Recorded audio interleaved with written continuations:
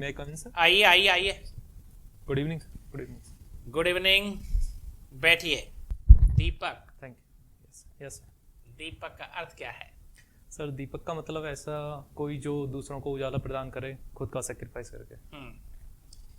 जब आपका जन्म हुआ था यस सर। तो क्या घर में कुछ प्रकाश उजाला हुआ? नाम रखने के पीछे कोई राज रहस्य? सर ऐसा तो कोई इंसिडेंट नहीं था, लेकिन अच्छा। मेरी सिस्टर को ये नाम अच्छा लगता था इसलिए उन्होंने। सिस्टर छोटी थी या बड़ी? बड़ी सिस्टर थी, बॉलीवुड मूवीज देखती थी इसलिए शायद रखा हुआ। कितनी बहन है आपके? मेरी सिस्टर 2 सिस्टर हैं, बड़ी हुई। भाई? भाई एक है सर। बड़ा कि छोटा? बड़ा भाई है सर। अच्छा अच्छा। बड़ा भाई के बाद 2 बहन है, फिर दीपक आ गया, प्रकाश हो गया घर में, मान लो। Yes sir. दीपक आपने बीटेक किया हुआ है? Yes sir. कहाँ से किया था? सर बीटेक मैंने कोलकाता से किया हुआ है, मरीन इंजीनियरिंग किया हुआ है। कोलकाता से? Yes sir. अच्छा। 2016 में किया था? Yes sir. बीटेक करने के बाद फिर? सर बीटेक करने के बाद मैंने 2 साल मर्चेंट नेवी में जॉब किया है और उसके बाद से फिर मैं सिविल सर्विसेज। तो कितने देशों की यात्रा कर ली आपने अब तक? सर मैंने ऑलमोस्ट 30 to 35 कंट्रीज। अच्छा अच्छा। क्या बच गए आपसे? कई कंट्रीज बच गई सर। कंट्री तो कोई नहीं, लेकिन सागर कितने बच गए? पानी तो पूरा नाप लिया? यस सर, सागर तो खैर कोई नहीं बचा। कोई नहीं बचा। हिंद महासागर, प्रशांत महासागर, अंटार्कटिका महासागर, यस सर। लाल सागर और भूमध्य सागर, यस सर। इनको कोई जोड़ता है क्या? यस सर, इनको स्वेज कैनाल जोड़ती है सर। तो आपने कभी स्वेज कैनाल की यात्रा की है? Yes sir. आपका जहाज निकला इधर से? Yes sir. कैसा फील होता था? सर ऐसा सच नॉर्मली फील होता है, लेकिन उस टाइम पे थोड़ा कंजस्टेड रूट होता जब है। आप ये सर्विस कर रहे थे, जब इसका मतलब तो आपको आपका राष्ट्र प्रेम, राज्य प्रेम, स्थानीय प्रेम, यस सर। आपको लगा कि इतना बड़ा काम कर रहा हूं मैं अंतरराष्ट्रीय स्तर पे, तो क्यों नहीं मैं अपनी इस मेहनत को, अपनी सेवा को यस सर। अपनी जनता के बीच में ले जाऊं? इसीलिए आप सब सिविल सर्विस में आना चाह रहे हो? यस सर, ये वन ऑफ द रीजन ये था मेरा कि मैं अपने एक्सपीरियंस को और जितना भी मेरा जो भी स्किल्स हैं उसको मैं एडमिनिस्ट्रेशन में यूज कर सकूं, क्योंकि क्या मानते हो दीपक कि बहुत सारे विद्यार्थियों को हम देख रहे हैं आईएएस में भी, जैसे बहुत बड़े पैकेज छोड़ करके यस सर और वापस सिविल सर्विस में आ रहे हैं, तो Yes, क्या उनका अपने स्थानीय नागरिकों से प्रेम जागृत हो रहा है या क्या है ये सब?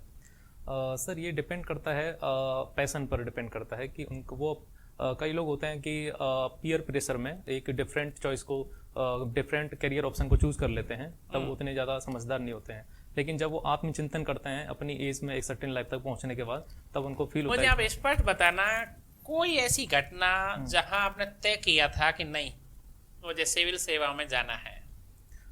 सर स्टार्टिंग से ही मेरा इस तरफ रुझान रहा था, लेकिन सर सन 2017 में सर मेरी जो बड़ी सिस्टर हैं जिन्होंने मेरा नाम रखा, उनकी डेथ हो गई थी, तो तब से मैंने डिसाइड किया कि मुझे सिविल सर्विस में आना है। कहाँ में वो एक्सीडेंट, कहाँ से सोचा?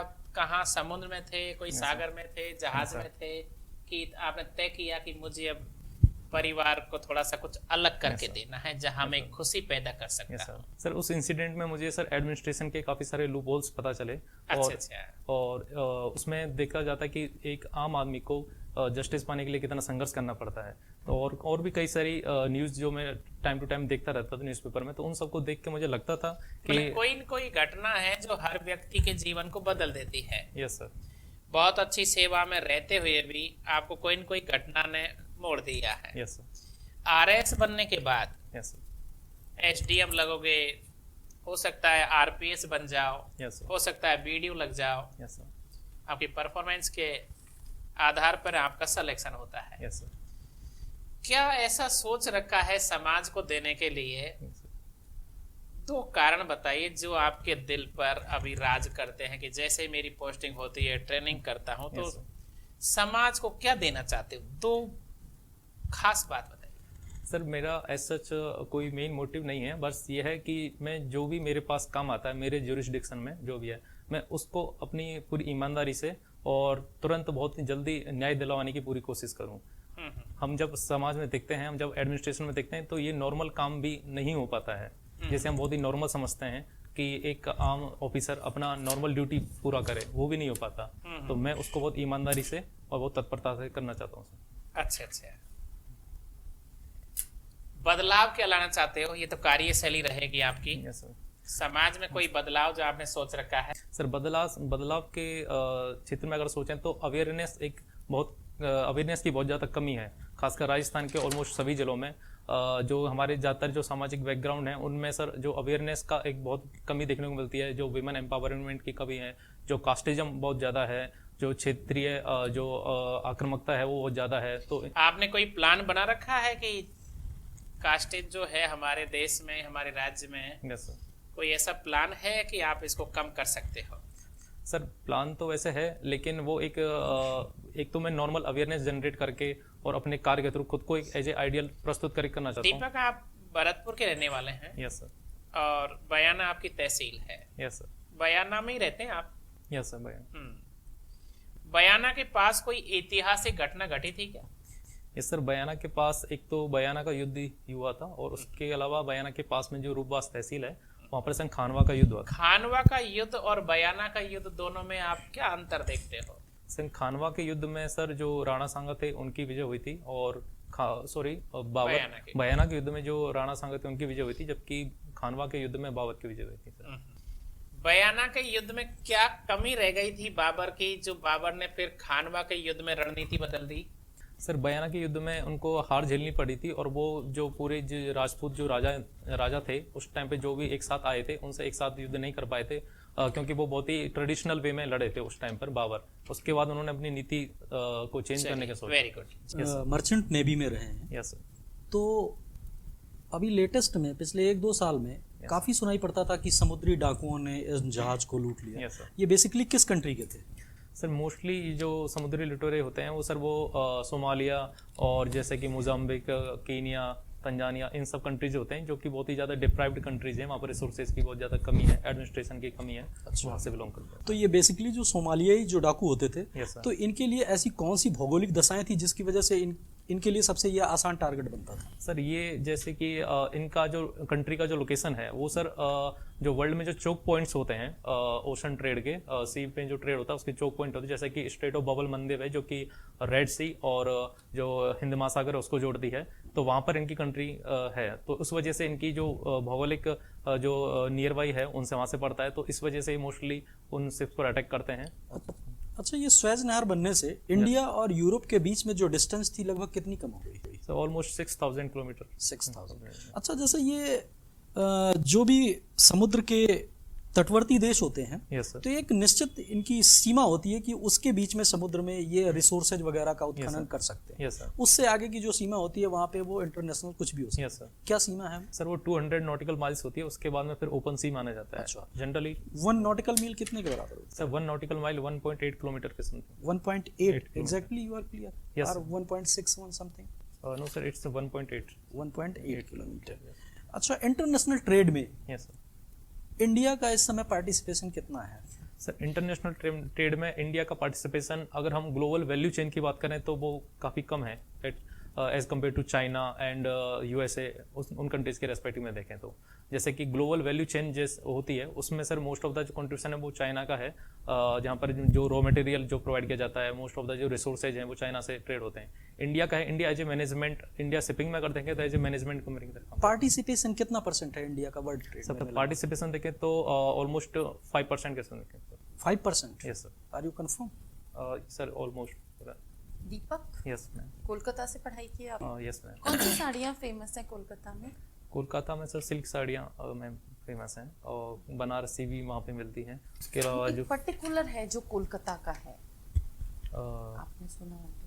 Sorry, पर्टिकुलरली एक टाइप ऑफ तात, if you heard about that? Yes ma'am, सुना तो है लेकिन एग्जैक्टली याद नहीं। कोई बात नहीं। आपने जैसे ये डिसीजन लिया कि आपको सिविल सर्विसेज में जाना है, वो एक घटना के बाद लिया। यस समाज में ये जैसी मूवीज आती हैं, ये नायक हुई, सिंघम हुई, यस सर। इस तरह की मूवीज समाज पर कितना इम्पैक्ट डालती हैं, युवाओं पर कितना इम्पैक्ट डालती हैं, यस सर। ये बताइए। मैम मेरा ये मानना है कि इस तरह की मूवीज जो होते हैं वो हमारे वो सोसाइटी को उसका आईना दिखाती हैं। सोसाइटी में जो होता है उसी को थोड़ा हाइपोथेटिकल वे में, थोड़ा एक्शन वेज में दिखाया जाता है। तो वो सोसाइटी के जो रूल्स एंड रेगुलेशंस होते हैं, लूप होल्स होते हैं, उन्हीं को दर्शाते हैं। इसलिए जो आम युवा होता है उसके ऊपर बहुत ज़्यादा प्रभाव पड़ता है। नहीं मतलब प्रभाव पड़ता है तो वो उससे उस प्रभाव से क्या वो उसे ग्राउंड लेवल पर एग्जीक्यूट करते हैं, या उनके मन में इस तरह के विचार बनते हैं कि हाँ हमें भी आगे कुछ करना है, या सिर्फ एक मूवी बन के 3 घंटे की और रह जाती है चीज? Ma'am that depend on the will power of the candidate, कि वो विल पावर डिपेंड करता है कि वो कितना परसीव करता है उस मूवी से, या फिर उसको कितना रिलेट कर पाता है अपनी लाइफ से, और कितना उसकी डिटर्मिनेशन है कि वो अपने लक्ष्य को प्राप्त करना चाहता है। आप एसडीएम बनते हैं Yes, और आपके इलाके में कि एक राजनीति के उच्च पद पर कोई है yes, और उनके किसी संबंधी ने yes, कोई गलत काम किया है, लाइक मर्डर किया है, yes, ma'am, अब आपको उनका न्याय करना है, yes, ma'am, लेकिन आपको ऊपर से दबाव आ रहा है कि उनके अगेंस्ट कोई भी एक्शन नहीं लिया जाए, yes, ma'am। अब आप क्या करेंगे?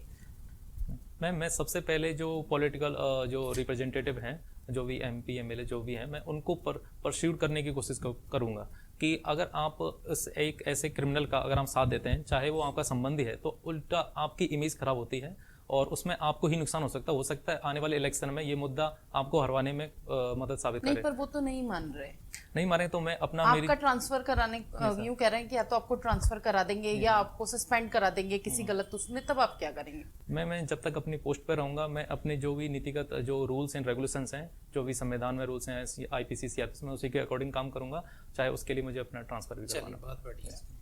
दीपक, जियो पॉलिटिक्स पढ़ा है? Yes sir. क्या है जियो पॉलिटिक्स? सर जियो पॉलिटिक्स में कोई भी कंट्री अपनी जियोग्राफिकल लोकेशन जो होती है वर्ल्ड लेवल पर, उसका इस्तेमाल करके पॉलिटिकल जो रिलेशंस होते हैं उनको इफेक्ट करती है, that is called Jio politics. अच्छा, अच्छा। तो पर्यटन टूरिस्ट जो आप जिंदगी रही है आपकी अब तक एक तरह से, यस सर, आपने सभी देशों को टच किया है, यस सर। कौन सी जगह ऐसी थी जहां आप दोबारा जाना नहीं चाहते? सर ऑलमोस्ट सभी जगह अच्छी थी, लेकिन रशिया का जो आर्कटिक पार्ट है वो ऐसी जगह है जहाँ मैं शायद दोबारा न जाऊँ, क्योंकि वहाँ पे एक्सट्रीमली -40 डिग्री टेम्परेचर रहता है। और कौन सी जगह वापस जाना चाहोगे एसडीएम बन के? Then I will prefer the New Zealand sir. New Zealand अकेले जाओगे या शादी के बाद जाओगे? सर शादी के बाद जाना प्रेफर करूँगा। चलिए, thank you very much. Okay sir, thank you sir.